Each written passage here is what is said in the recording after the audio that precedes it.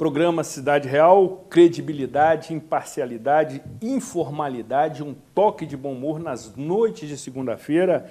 Desta vez, tendo a satisfação, o privilégio e a honra de receber o ilustre deputado estadual Conte Bittencourt. Seja muito bem-vindo ao programa Cidade Real. A produção do nosso programa, como também a direção da emissora e, sobretudo, a nossa enorme audiência se sente honrada com a sua presença. É uma satisfação tê-lo aqui. Olha, a satisfação é toda minha, né? Poder estar com você nesse programa que tem aí uma presença na cidade muito forte, numa TV, a TV Azul muito respeitada, no meio televisivo da região. Então é uma honra poder estar aqui e podemos conversar um pouquinho sobre tudo isso que você introduziu na abertura do programa. Prazer estar contigo aqui, com o teu telespectador. Ótimo. Teríamos aqui a oportunidade de travar boas conversas sobre essas questões que o deputado domina bem. E eu já gostaria de iniciar pelo cenário nacional. Nós temos um cenário, especialmente esse ano, extremamente conturbado, com o afastamento da presidente Dilma Rousseff, cujo processo de impeachment ainda não foi concluído, que deverá acontecer agora no próximo mês de agosto, como também o afastamento da presidência da Câmara dos Deputados do deputado federal Eduardo Cunha, por uma decisão do STF, e agora caminha-se para a avaliação, o julgamento, a decisão, a votação do próprio mandato do deputado federal, com a eleição de um novo deputado que exercerá seu cargo por um pouco mais de 6 meses. Aliado a isso, temos uma crise não só política, mas uma crise econômica que está assolando o país. Temos outros aspectos que têm, sobretudo, comprometido a credibilidade da política nacional e dos políticos que, via de regra, são surpreendidos e são devidamente processados e detidos pela Polícia Federal, que faz um trabalho digno de elogios. Como pessoa extremamente experiente, já estando no seu 4º mandato na Assembleia Legislativa, tendo sido vice-prefeito de Niterói, vereador, enfim, qual a sua leitura deste momento a nível nacional?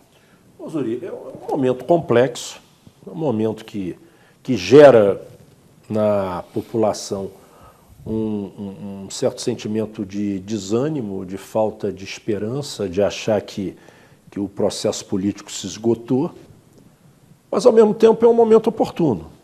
Acho que é um momento que faz com que todos nós pensemos aí as mudanças de paradigmas na política brasileira, no Estado brasileiro.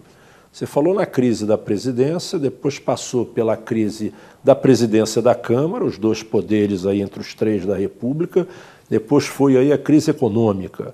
Primeiro, eu acho que a crise da presidência da República, nesse processo de impeachment, que é muito doloroso, o impeachment no sistema presidencialista é um processo doloroso. Por isso, inclusive, eu sou parlamentarista. Eu acho que o parlamento, esse processo de afastamento, né, do chefe do Estado, né, do chefe do poder, do chefe do poder, é um processo menos danoso, menos doloroso. Menos traumático. Não, menos traumático. Né? A presidente Dilma ela propôs uma agenda ao país, apresentou uma agenda ao país, eu diria a você, até independente das pedaladas, do crime fiscal, que é o cerne da abertura do processo. Mas também tem aí a questão da agenda apresentada no processo eleitoral e depois não cumprida logo no início da gestão, da nova gestão. Criou um descompasso, gerou um grau de desconfiança, gerou um grau de descontentamento. Os números apresentados, né, os compromissos estabelecidos não foram cumpridos e os números não eram aqueles. Então, eu diria que é um resultado de uma obra, né? A economia chegou onde chegou, muito em função das decisões trágicas que foram tomadas, das opções feitas. O afastamento do presidente do Poder Legislativo, no caso da Câmara de Deputados, se dá numa outra vertente. Ali realmente é um crime claro de desvio da coisa pública.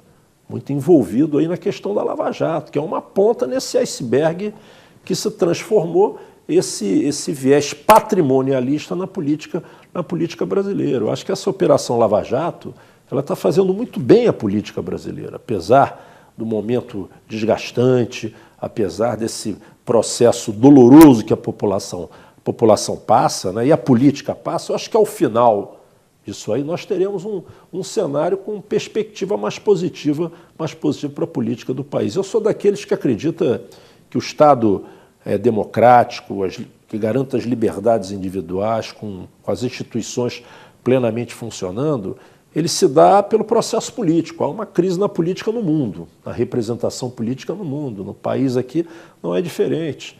Nós temos uma agenda de reforma política atrasada, onde o Congresso não assume a sua responsabilidade. Exatamente. Nós temos um debate do Pacto Federativo que está sendo prorrogado há muito tempo.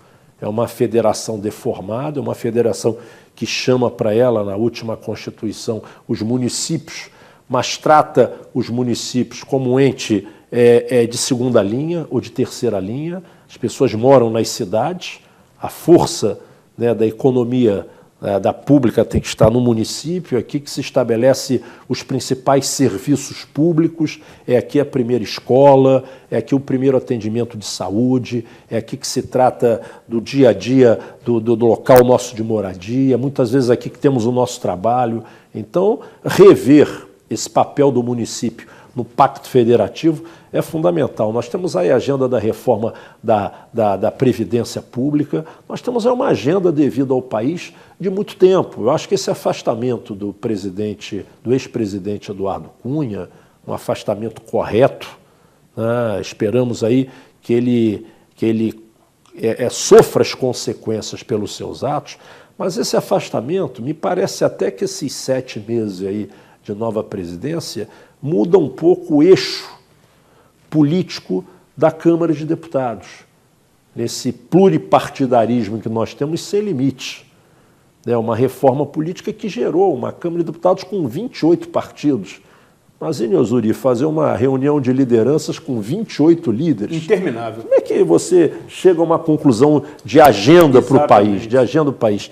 Me parece que essa base construída em torno do novo presidente Rodrigo Maia, com 4 partidos, que independente dos seus tamanhos, tem tradição, tem posição orgânica, tem visão para o país, independente de concordarmos ou não, são países comprometidos com a causa pública, são partidos, comprometidos com a causa pública.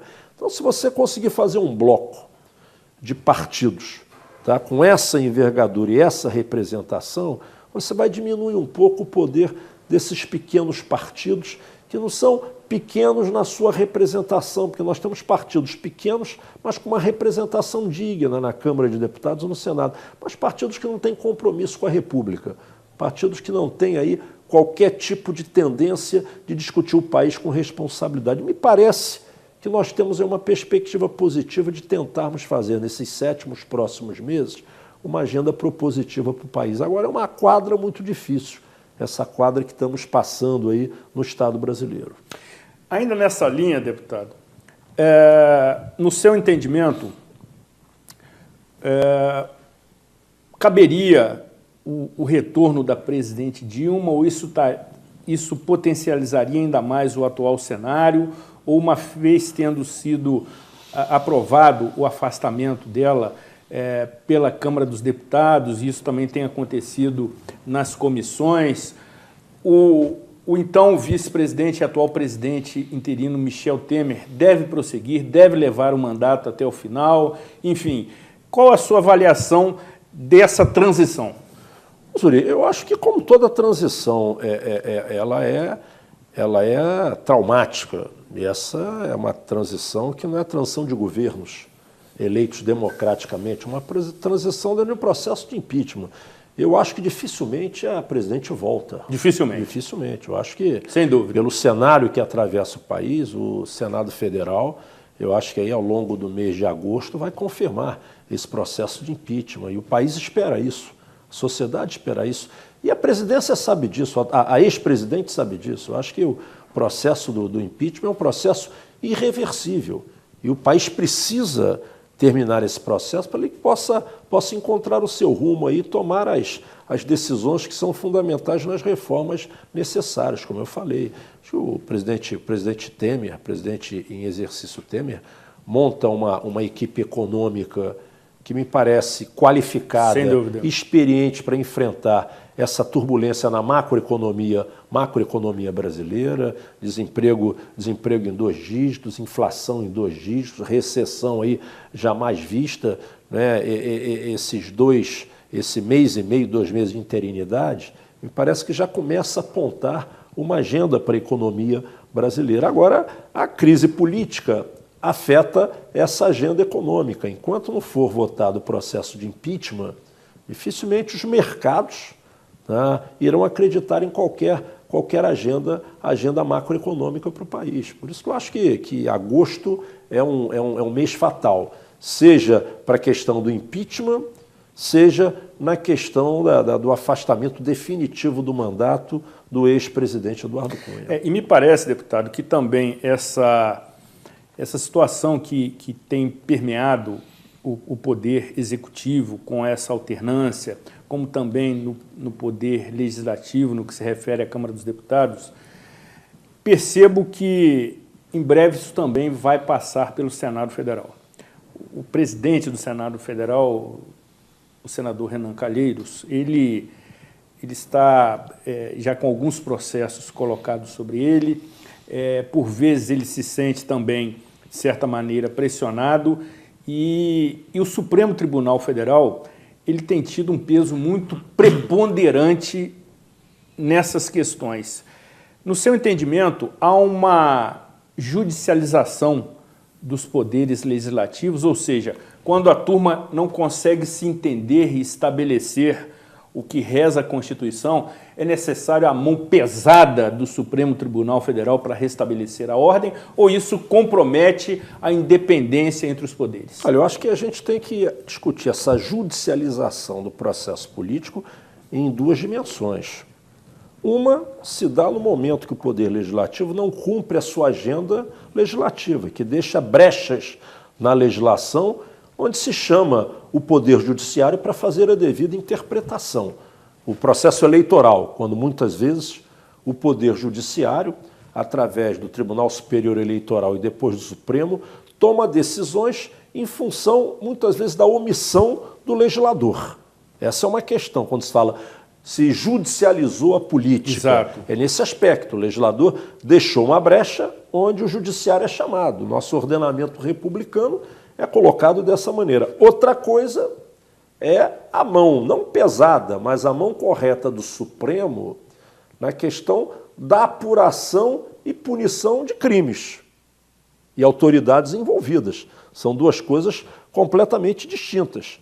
Não podemos chamar a posição do Supremo e do Judiciário brasileiro todo nessa questão do Lava Jato como uma forma de se judicializar a política, em hipótese alguma. Isso aí é o Supremo cumprindo o seu papel. A questão da impunidade, ela tem, da imunidade, desculpe, a imunidade, ela tem que estar restrita à atuação da liberdade do parlamento, né? Ou seja, o quê? Lá no início dos parlamentos, lá na Inglaterra, né, se criou a figura da imunidade para preservar o direito do parlamentar omitir a sua opinião, mas não os seus atos criminosos ou dar a ele um fórum especial. Certamente. Em hipótese alguma. Isso foi se adaptando no chamado jeitinho brasileiro para se proteger de desvios de conduta. Essa questão não existe. Então, eu acho que não há uma judicialização nessa questão da apuração de envolvimento criminal de algumas figuras da República Brasileira. Pelo contrário, eles têm que ser investigados e, se confirmados seus crimes, devidamente punidos. Essa é a regra do processo democrático. Sem dúvida. Agora, analisando e colocando um enfoque sobre o cenário estadual. De igual forma, também temos o vice-governador, governador em exercício, Francisco Dornelles, por conta do afastamento do então governador Luiz Fernando Pezão, para se tratar de enfermidades graves, enfim, e, sobretudo, entendemos que a recuperação do governador, até como ser humano, deve acontecer. Questões políticas partidárias têm que ser tratadas à parte. Mas o Estado do Rio está sendo governado pelo então vice-governador, que assume para administrar o Estado, que enfrenta problemas seríssimos, graves, de difícil superação. Até comentávamos aqui, antes do início do programa, que os restaurantes populares da capital, no Rio de Janeiro, hoje suspenderam as suas atividades, deixando de fornecer mais de 10 mil alimentações às pessoas que procuram esses restaurantes por conta da falta de pagamento do governo do Estado a esses restaurantes. E o deputado tem um foro privilegiado porque é atuante, líder do PPS na Assembleia Legislativa, presidente da Comissão de Educação da mesma casa já por 14 anos e tem proximidade com essas autoridades. O cenário é grave, até parafraseando um ex-presidente da República, nunca antes visto na história do Estado fluminense, esse estado de gravidade, de falência, de suspensão de pagamentos, enfim, de tomada de empréstimos, que tem comprometido o funcionamento do Estado como um todo, exceto as questões relacionadas às Olimpíadas, porque aí me parece um caso à parte. Ô, Zuri, veja bem, o Rio de Janeiro, ele pós-fusão, ele vem sofrendo um processo de esvaziamento de muito tempo. Pós-fusão? Pós-fusão. Você vê os indicadores macroeconômicos do Rio de Janeiro, se comparado aos estados da área desenvolvida do país, o Sudeste, o Sul especialmente, são processos que a gente está sempre na lanterna, nos indicadores econômicos. O último governo, essa última quadra de governo, com o advento aí da prospecção do petróleo na nossa plataforma continental, o Estado em 2012, ele respondia por 80% de toda a produção bruta do petróleo brasileiro. Tá? Isso fez com que se constituísse uma cortina de fumaça no nosso baixo desempenho de crescimento econômico. O royalty de petróleo que hoje querem responsabilizar, tá, por essa crise que o Estado atravessa, não são os maiores responsáveis. Pra você ter uma ideia, o ano que o Estado mais arrecadou em royalties e participação especial foi 2012, algo em torno de 8 bilhões de reais. Esse ano, com toda a crise aí do Brent do petróleo, nós vamos chegar perto a 4 bilhões, talvez 3,8 bilhões. Então, se o responsável por essa crise de fiscal do Estado fosse o valor do barril do petróleo no mercado internacional, o nosso buraco seria de 4 bilhões. E o buraco do Rio de Janeiro esse ano são 20 bilhões. 20 bilhões, 20 exatamente. bilhões, ou seja, o déficit anunciado para os próximos 3 anos na LDO, encaminhada pelo Executivo à Assembleia Legislativa, é de aproximadamente 20 bilhões por ano. Ou seja, em 3 anos, nós vamos ter um déficit no orçamento igual ao orçamento de um ano, que se aproxima de 60 bilhões. Isso é insustentável. Insustentável. Agora, a responsabilidade disso aí, uma série de decisões que foram tomadas no custeio permanente do Estado, tá? Que sabíamos que lá na frente não seriam suportáveis pela Receita.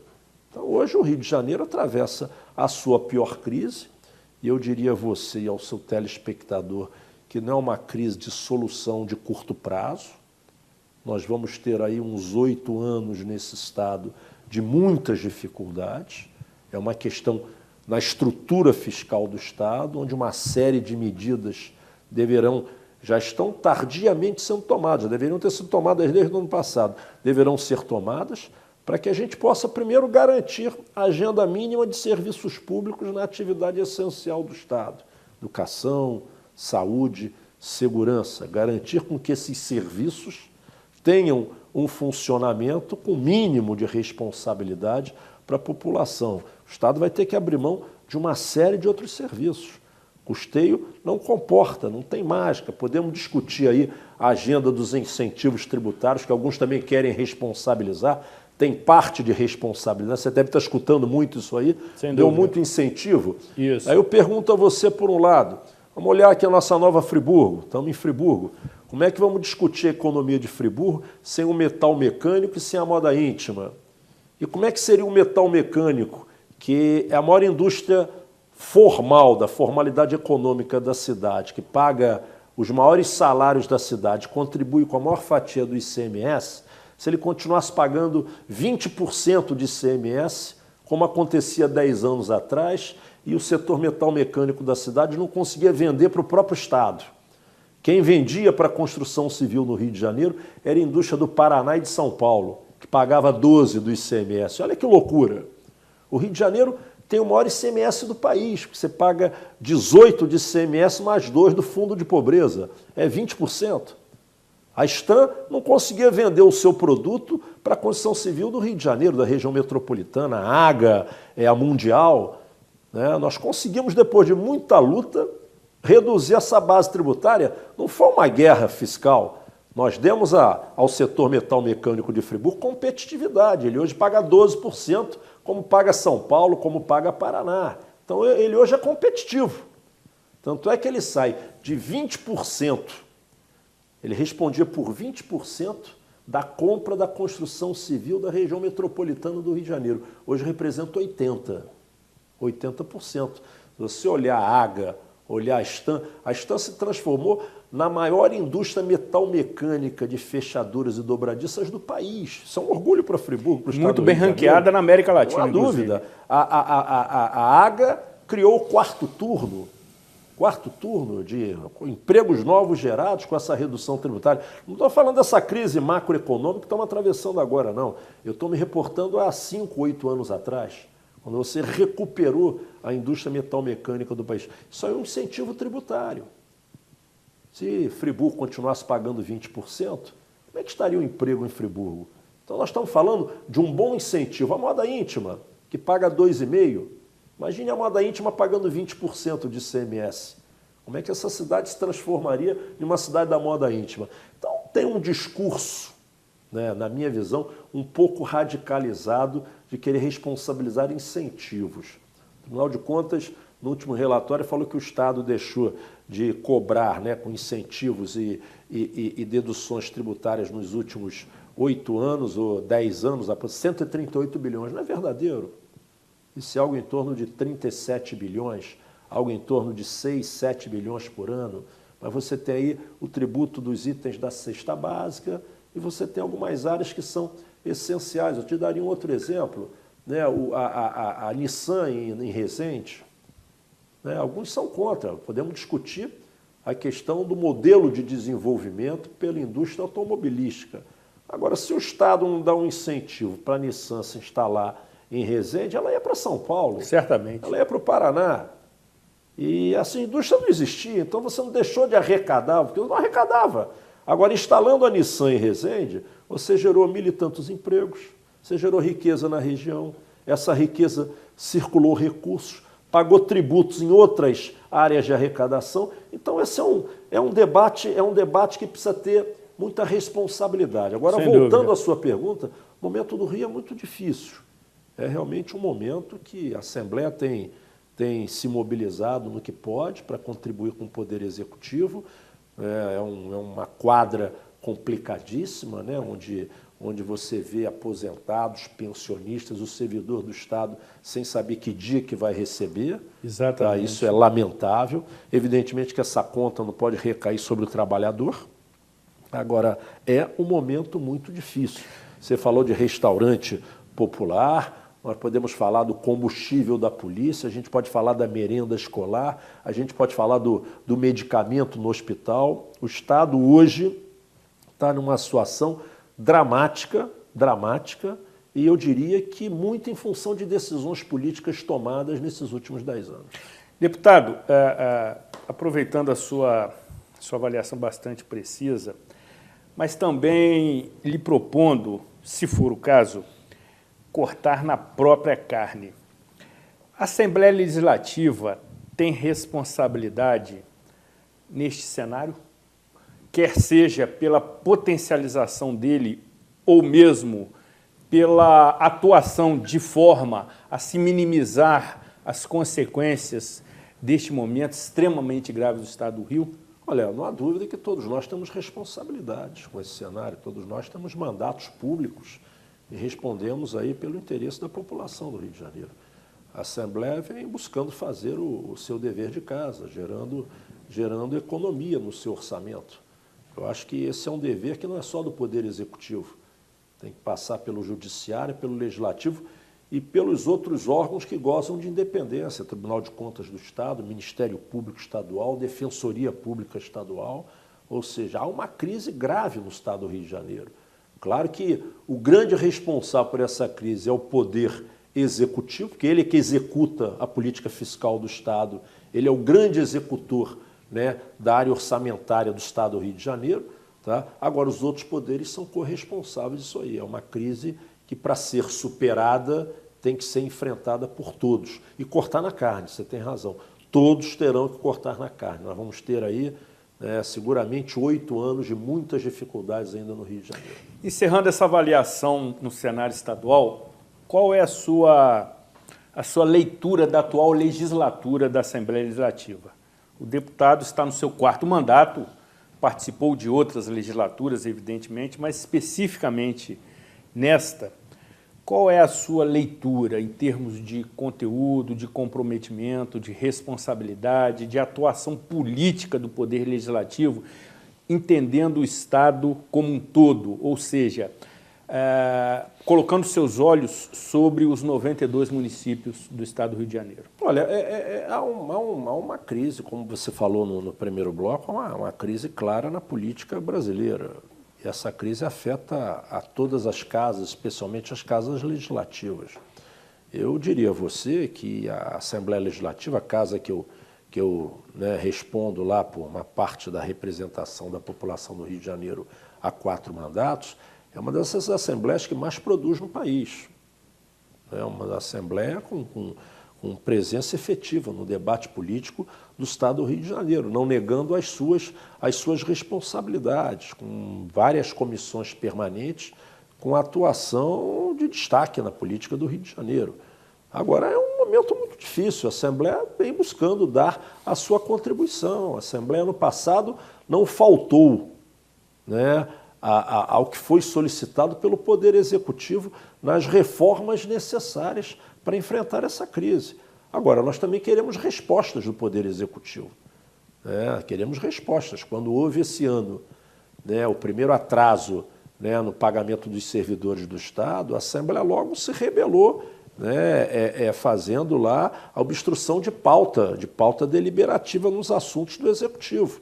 A Assembleia tem buscado aprofundar esse debate para não só acompanhar, mas dar a sua contribuição. Então, eu diria que a Assembleia Legislativa responde, e estou falando com muita franqueza ao seu telespectador, mesmo nesse momento que as pessoas têm muita dúvida sobre a política. Exato. Eu diria que a Assembleia Legislativa, no seu conjunto institucional, vem respondendo com as suas devidas prerrogativas nesse debate da crise que o Estado do Rio de Janeiro atravessa.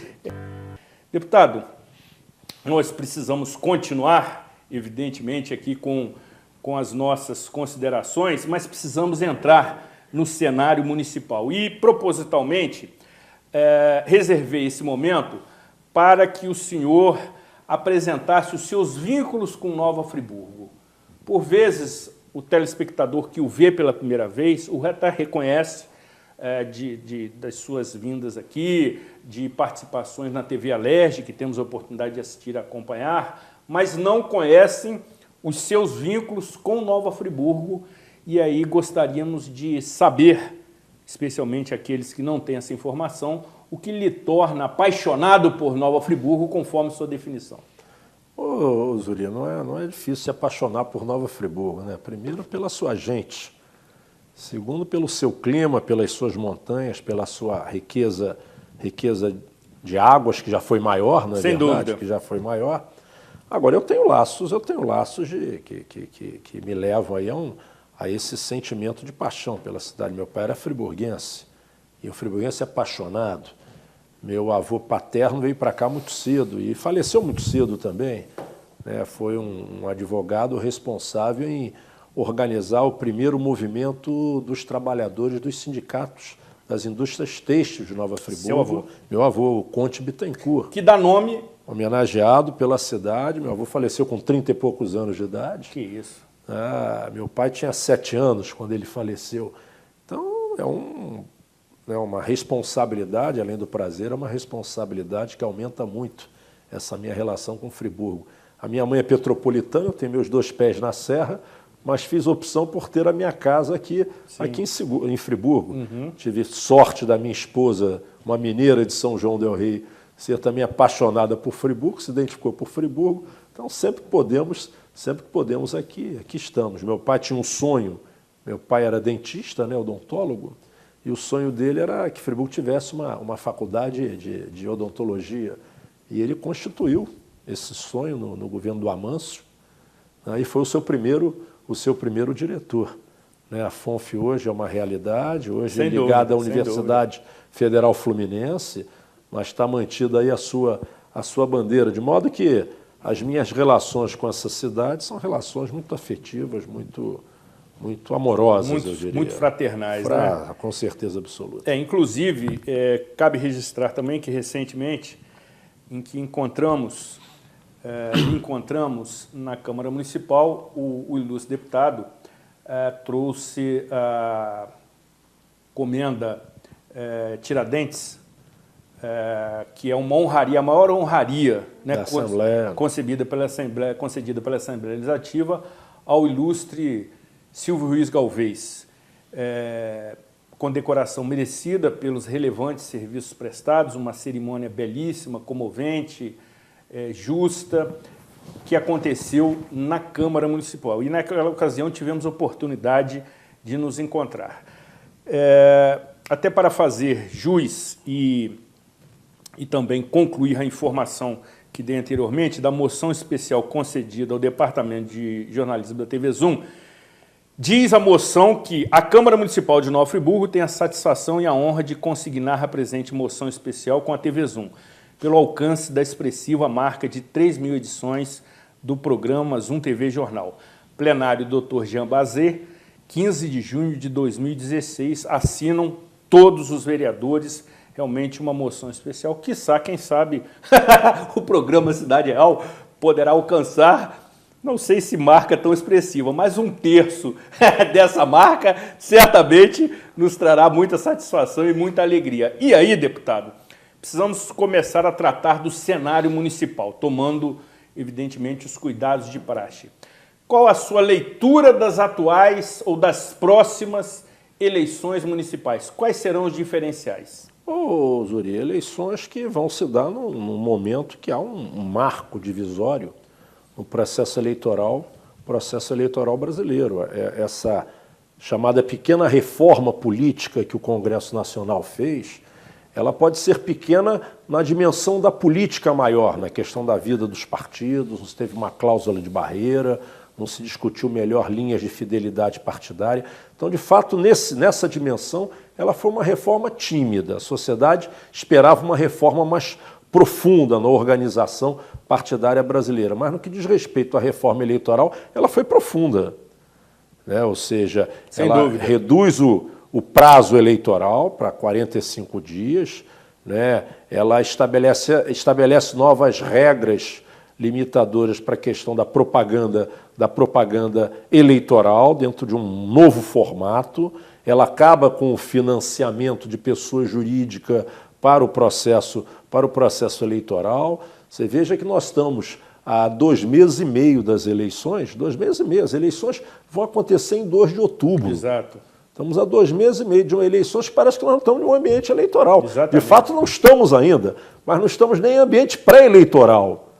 Então, é um momento diferente que estamos passando aí, e acho que ela vai ser um marco divisor de águas no processo eleitoral brasileiro. Você falou muito bem no bloco anterior, essa relação eleitoral ela se dá entre eleitores e eleitos.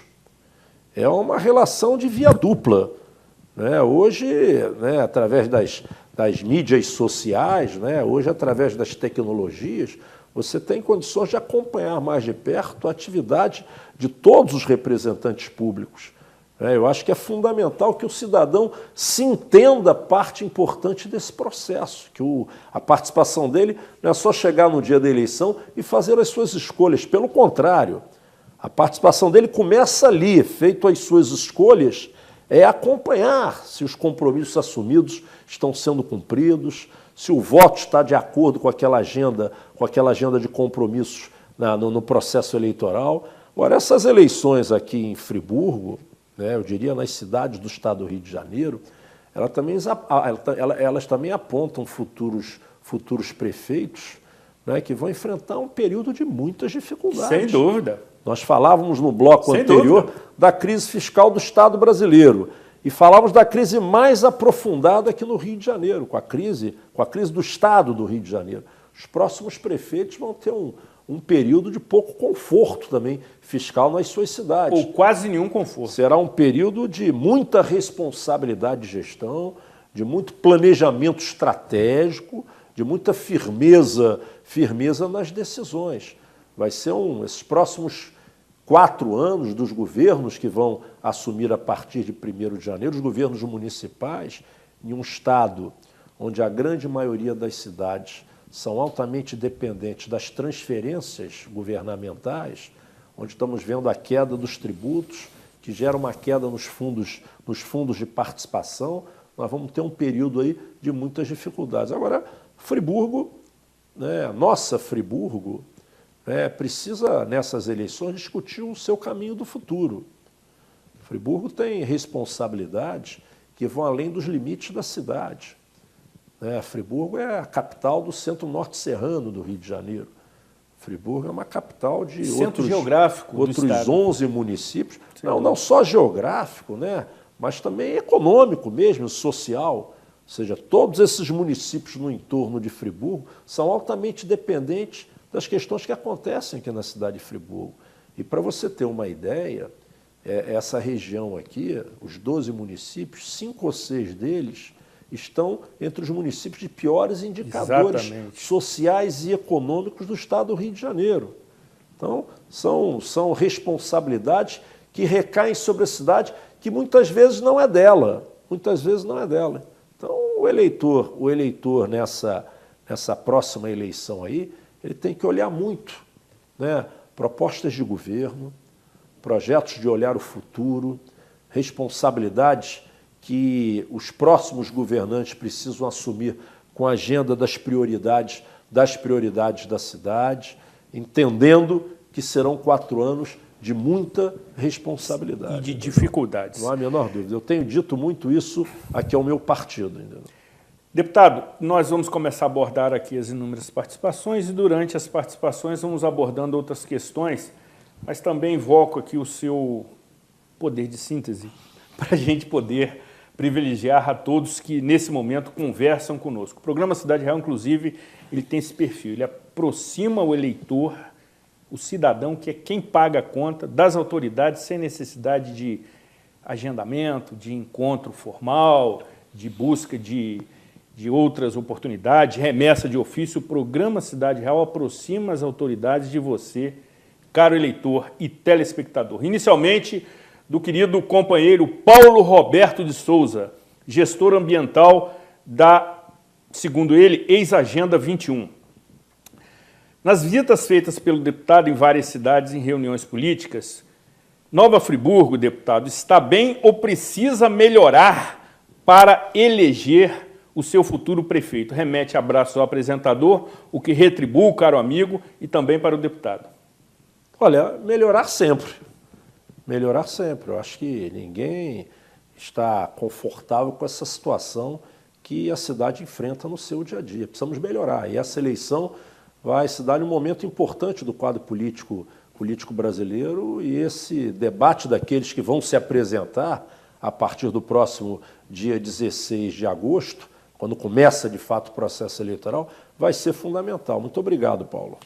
Participação do querido companheiro, também figura ilustre, colaborador do programa Cidade Real, o historiador Rony Peterson, autor deste belíssimo trabalho, desse Pocket Box, segundo o nosso assessor de produção, Carlos Eduardo Xavier, que traz capítulos muito interessantes da nossa riquíssima história municipal. E ele pergunta o seguinte: deputado, a Comissão de Educação que o senhor preside tem alguma ação que valorize o ensino da história local nas escolas públicas e particulares?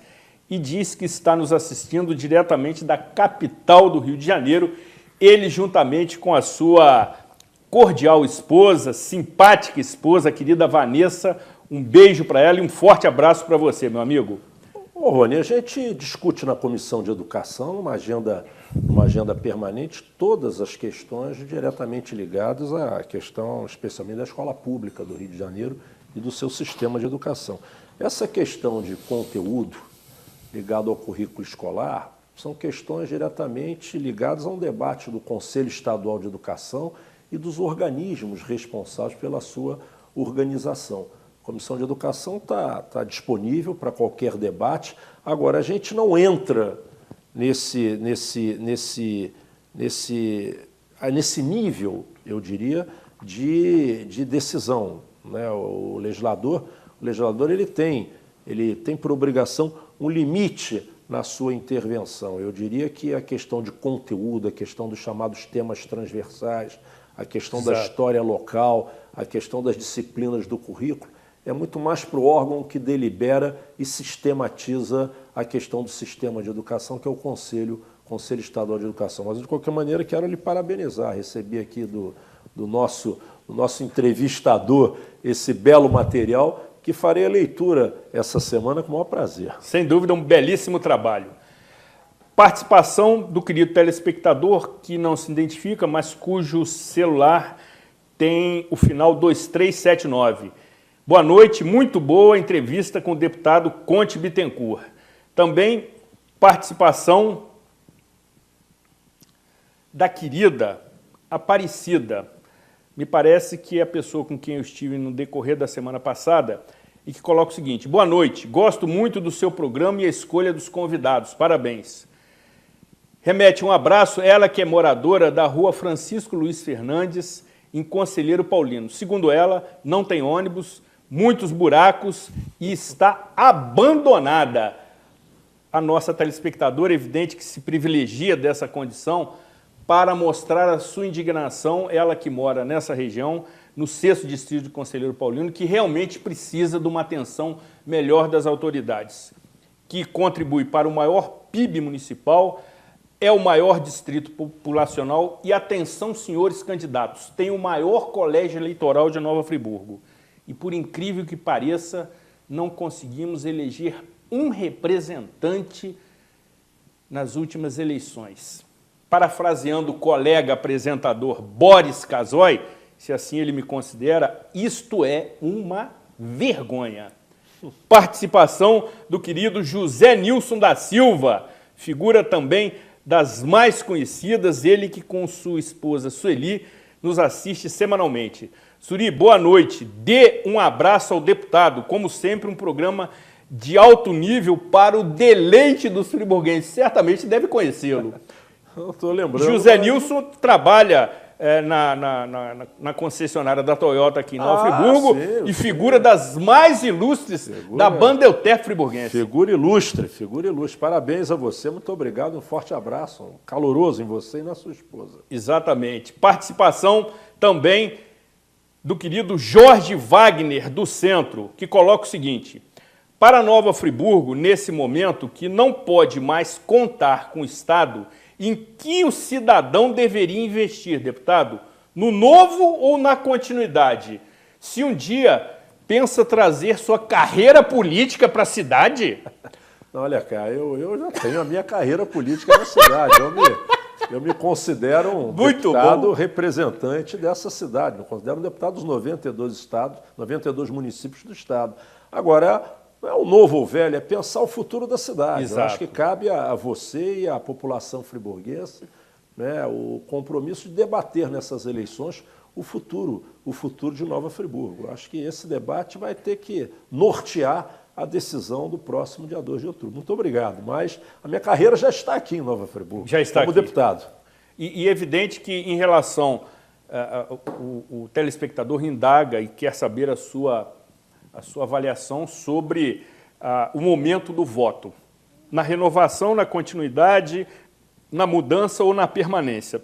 Qual o melhor critério, deputado, neste momento? Olha, cara, eu acho que o critério cabe a cada um fazer a sua avaliação nas suas mais diversas dimensões, na sua expectativa do que pretende para a cidade. Eu acho que nós não vamos aqui antecipar o debate eleitoral. Sem dúvida. E nem devemos. E nem podemos. Se você não está satisfeito com o que está acontecendo, pense no momento do debate em encontrar as alternativas que lhe serão apresentadas. Eu acho que o desafio está sempre nas mudanças, mas que essas mudanças sejam para o melhor para a cidade, sejam para o bem da população. Então, é um momento aí da eleição. Muito debate, muita reflexão, muita percepção e, acima de tudo, compromisso com o nosso município de Friburgo. Participação do professor Marcos. Moro no centro de Nova Friburgo. Boa noite a todos. Parabéns pelo programa. E ele pergunta o seguinte, deputado, tem alguma solicitação de impeachment do governador em exercício tramitando na Alerj? Não, ainda não. Tramitando propriamente não. Foi protocolado na Assembleia Legislativa, pelo Movimento Unificado dos Servidores Públicos do Estado, uma solicitação de impeachment. Está protocolado na presidência da Casa, mas ainda não está tramitando. E o professor Marcos acrescenta o seguinte, e o Parlamento Estadual tem trabalhado para reverter as renúncias fiscais aplicadas entre 2008 e 2013 em um total de 138 bilhões de ICMS que o Estado deixou de arrecadar? Isso ainda ocorre. O deputado abordou essa questão, mas gostaríamos de ouvi-lo novamente. Olha, nós estamos debatendo. Nesse momento, o que estamos cobrando é que se coloque uma lupa em todas essas renúncias, que se mantenham as renúncias ou incentivos fiscais. Como eu falei aqui há pouco, os da própria cidade de Friburgo, que são fundamentais, são estratégicos, e aqueles que não são estratégicos do Estado do Rio de Janeiro sejam revistos e até anulados, cancelados. Né? Participação do querido telespectador e dublê de assistente da produção, Gerson da Conceição Pantera Siqueira. Sobre a situação da educação no Estado, qual a sua avaliação? Olha, é um momento muito difícil. E eu quero registrar que, oportunamente, lhe traremos aqui só para tratar dessa questão. Virei com muito prazer. E esse é um bom debate, é um debate que eu gosto. Sem dúvida. Tá? Mas, olha, é um momento muito complicado do Rio de Janeiro, esse quadro econômico aí que gera consequências danosas às escolas, ao ambiente dos seus profissionais. Né? É um momento muito difícil. O Rio de Janeiro está andando para trás desse momento. É um processo que se avançou no sistema de educação nos últimos anos, se perdeu nos últimos meses. Mas eu estou à disposição para voltar aqui ao programa para debater especificamente a questão do sistema educacional do Rio de Janeiro. Certamente agendaremos essa oportunidade, até porque o deputado conhece bastante dessa questão. Participação também da querida Soraya Oliveira, do Cônego. Deputado, o que o senhor acha que Nova Friburgo pode esperar para os próximos anos, sem apoio do governo estadual e federal? Olha, eu não diria sem apoio do governo federal. A crise federal é menor do que a crise, ela não é tão grave quanto a crise do Estado do Rio de Janeiro.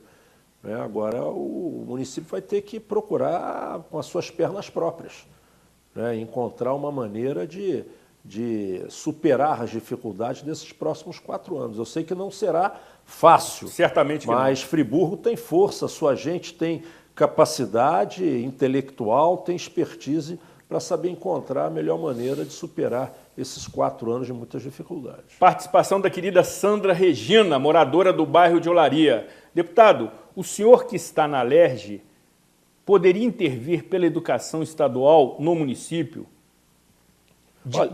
de maneira que a greve não prejudique muitos alunos? Olha, é o que eu faço permanentemente, é a comissão que eu presido na Assembleia, o meu envolvimento com esse movimento do Sistema Estadual de Educação é permanente. A gente lamenta esse cenário de uma greve longa, que traz consequências sérias aí à qualidade da educação, ao ambiente da escola, a vida das famílias, em alguns momentos até com risco de comprometimento do ano letivo do ano letivo escolar. Agora é um momento muito difícil, como eu falei, do Rio de Janeiro, mas eu estou atento, participando e não falto a nenhum tipo de chamamento para essa questão. Participação de um querido conhecido, companheiro do 6º Distrito de Conselheiro Paulino, que será candidato a vereador. E aí, amigo, para protegê-lo de qualquer penalidade, não citarei seu nome, obviamente, mas ele diz que este cenário da ausência de representantes do 6º Distrito de Conselheiro Paulino já está tentando se mudar e assim esperamos que aconteça. Participação do querido Antônio Prado. Conselheiro está há 5 anos em um cenário entre obras e abandono. Quem passa ali pelas obras do Rio parece que é um cenário de guerra. Poderia-se fazer algo na Alerj para cobrar a continuidade das conclusões das obras e as indenizações daqueles imóveis que foram efetivamente demolidos? Olha, claro, eu tô à disposição.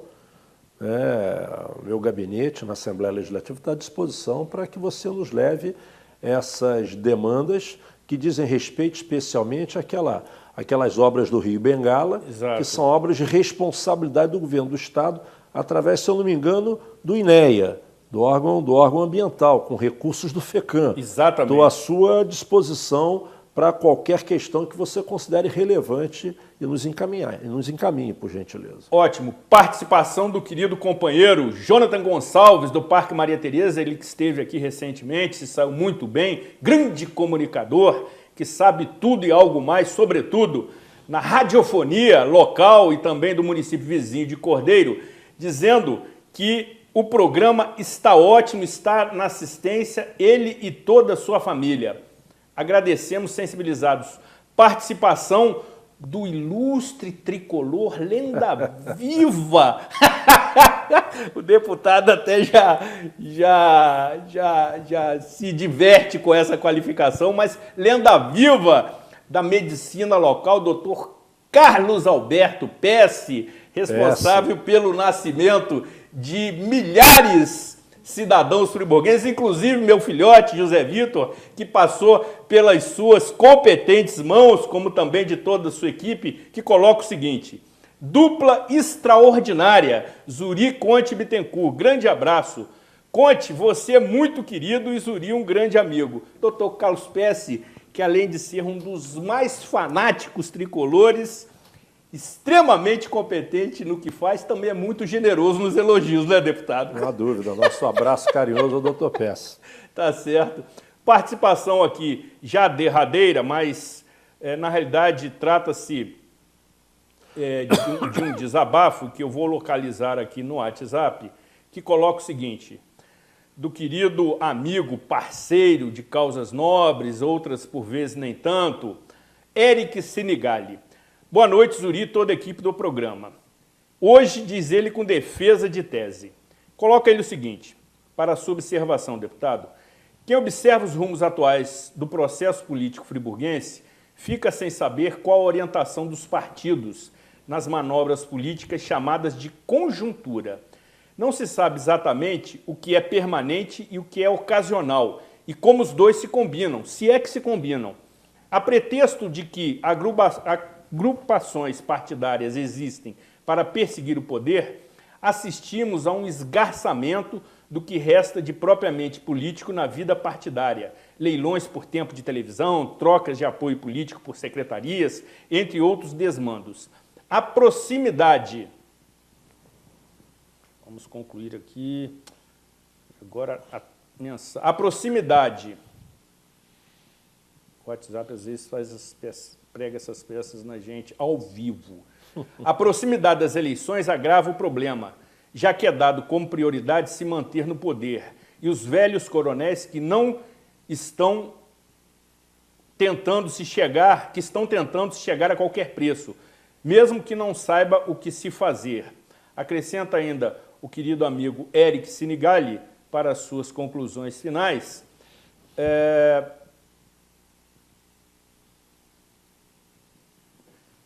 Assim, as combinações menos prováveis e estúpidas podem se impor como um caminho tranquilo e normal. Teremos mais uma vez o jogo, segundo ele, sujo eleitoral ou eleitoreiro, sendo colocado na frente do jogo político, nos levando, como nos pleitos anteriores, a uma Babilônia com direito a jardim superfaturado. Muita gente descontente por motivos ideológicos, pessoais, grupais, setoriais, oferecerá o seu sufrágio às agremiações que melhor lhe persuadir. A nós, simples mortais, resta apenas tentar entender esse jogo sem regras e, no mínimo, tentar votar direito. Nova Friburgo agradece se realmente rompermos com os velhos coronéis, desabafa o querido amigo Eric Sinigali. E aí, deputado, esse desânimo, essa leitura bastante crítica, bastante ácida, bastante radical do meio político, ela tem tomado proporção e comprometido o processo como um todo? Zuri, claro, o Eric faz um desabafo aí que simboliza um pouco não, muito o sentimento, né, da população brasileira nessa crise política que a gente atravessa. Por isso, advogamos aqui numa parte do programa a reforma política como uma das grandes reformas, talvez uma das mais necessárias para ordenarmos melhor ainda essa questão política brasileira. O Eric tem razão aí no seu desabafo. Eu concordo com boa parte do que ele disse. Conforme ele disse, trata-se de uma defesa de tese. Concluindo, deputado, e agradecendo a sua presença, queremos rapidamente ouvir suas orientações para o dia 2 de outubro, o momento da escolha, o momento da decisão, o momento da definição.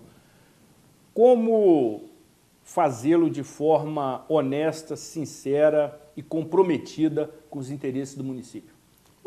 Zuri, é cada um entendendo que é parte responsável pela decisão que será tomada para a cidade nas eleições do dia 2, do próximo dia 2. Cada um dos cidadãos aqui, dos eleitores, se entenderem nesse processo, fazerem suas escolhas depois de análise profunda, depois de avaliarem bem, né, os projetos apresentados, os programas de governo estabelecidos, os debates que forem feitos aí no processo, é o cidadão entender que o Estado é ele. O Estado não é quem ele escolhe, o Estado é ele. Perfeito. E ele, a cada 4 anos, escolhe aqueles que vão lhe representar e tocar o Estado, que é a casa dele. Eu costumo dizer o seguinte, escolher alguém, né, para nos representar é mais ou menos parecido com entregar a chave da nossa casa.